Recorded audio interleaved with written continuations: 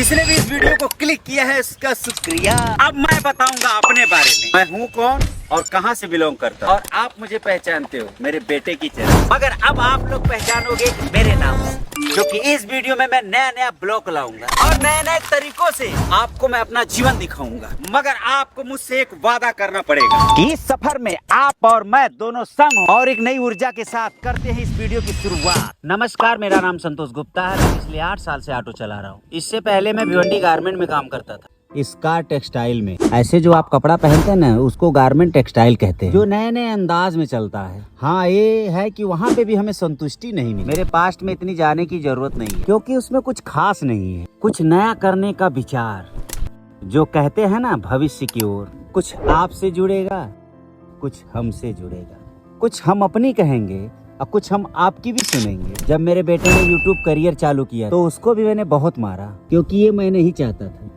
कि कोई भी काम ऐसा ना करे कि उसे कोई तकलीफ दे। क्योंकि मैं एक ऑटो ड्राइवर हूँ, पर मैं ये नहीं चाहता था कि वो भी ऑटो चलाए, क्योंकि एक बाप कभी नहीं चाहता कि अगर मैं ऑटो चला रहा हूँ तो मेरा बेटा भी ऑटो चलाए। कुछ मैं सोचता था कि कुछ नया करे, तो वो अपना YouTube में करियर चालू किया। तो हमने भी कई मोबाइल तोड़े, कभी मैंने उसको भी बहुत मारा, बहुत टॉर्चर किया। उसको मारने का कारण था लोगों का ताना सुनना, क्योंकि ताना एक ऐसा होता है जो खंजर से भी खतरनाक होता है।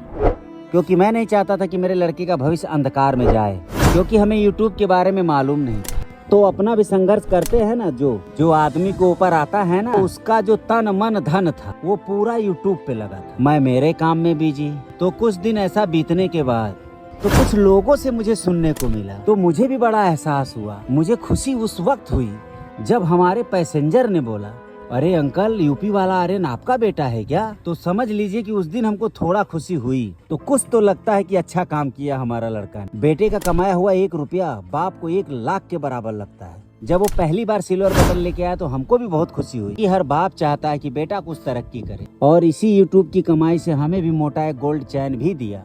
तो हमें ऐसा एहसास हुआ मानो पैर से जमीन ही हट गई।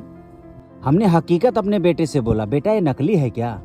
तो बेटा बोला, पापा आपको नकली दूंगा क्या? तो मैं यही कहता हूँ, तो हर बाप चाहता है कि उसका बेटा कुछ नया करे। तो YouTube से हम भी जुड़ गए। अब मैं दिखाऊंगा कि मेरे ब्लॉग में क्या क्या दिखेगा। कुछ मस्ती, कुछ हंसी, कुछ इमोशनल, कुछ ड्रामा, कुछ गीत, वो आपको हम दिखाएंगे अपने अंदाज में।